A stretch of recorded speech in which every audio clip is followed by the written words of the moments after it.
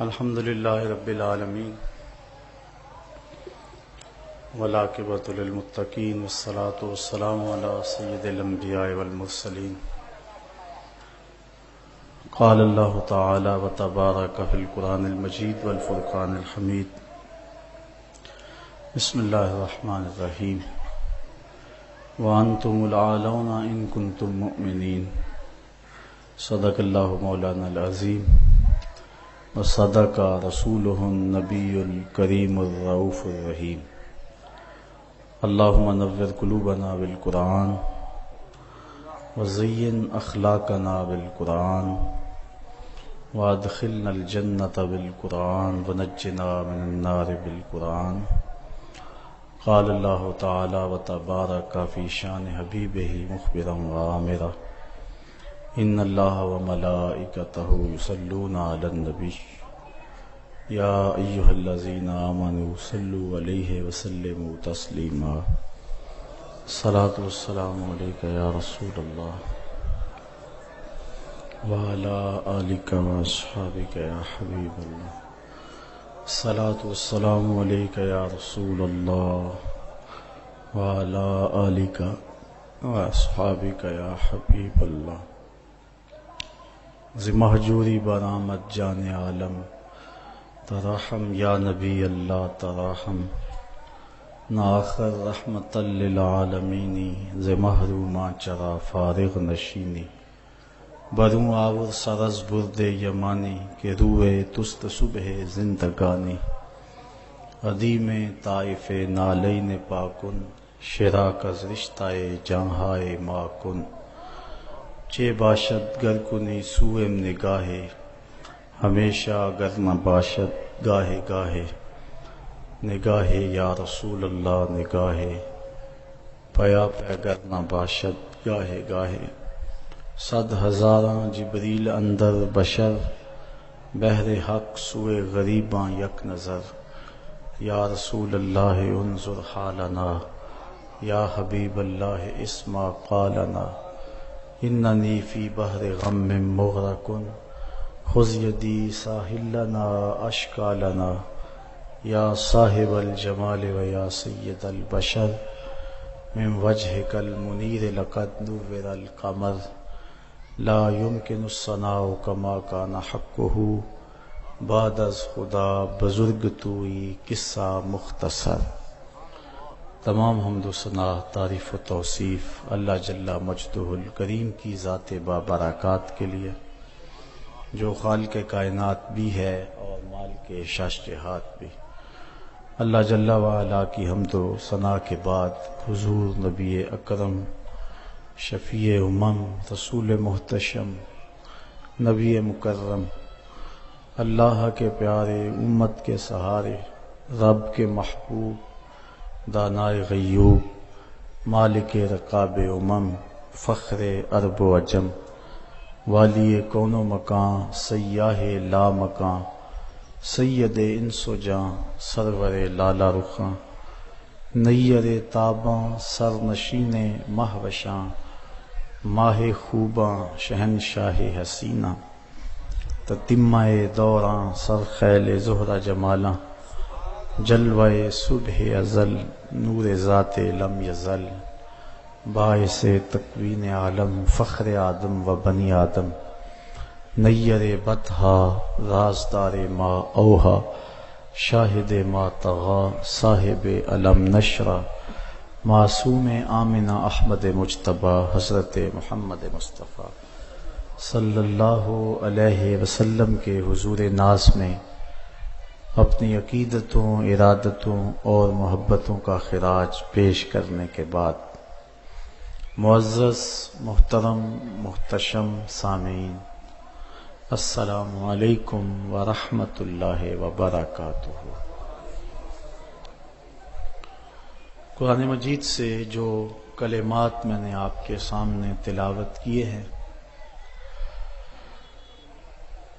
اللہ تعالیٰ جل شانہ ارشاد فرماتا ہے وَأَنْتُمُ الْأَعْلَوْنَ إِن كُنتُم مُؤْمِنِينَ، اور تم ہی سر بلند ہو اگر مومن بن کے رہو۔ مکے کی سرزمین سے جب حضور نے دعوت کا آغاز کیا تو بڑے تھوڑے لوگ تھے کہ جنہوں نے ابتداً اسلام کی دعوت کو قبول کیا، اور ان لوگوں میں 2-4 لوگ چھوڑ کے باقی سارے لوگ انتہائی غریب تھے اور غلاموں کی ایک تعداد تھی۔ حضرت بلال حبشی رضی اللہ تعالیٰ عنہ، حضرت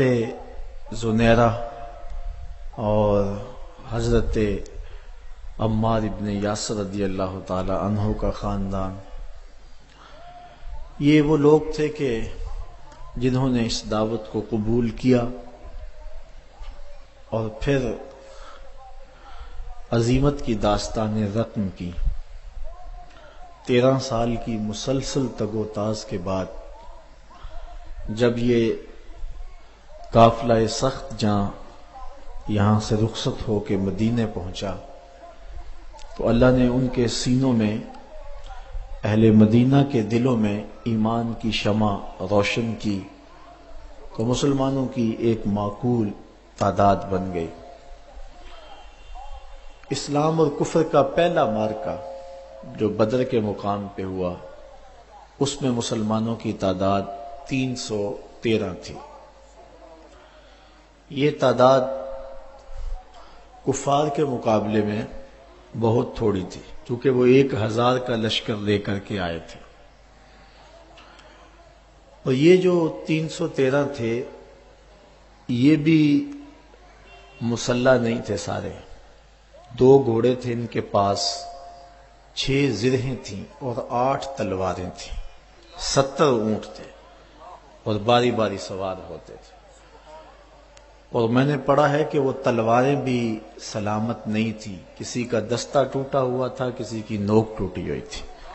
کسی کو دندانے پڑے ہوئے تھے، کوئی زہر میں بجھنے والی تھی۔ اور جن کے پاس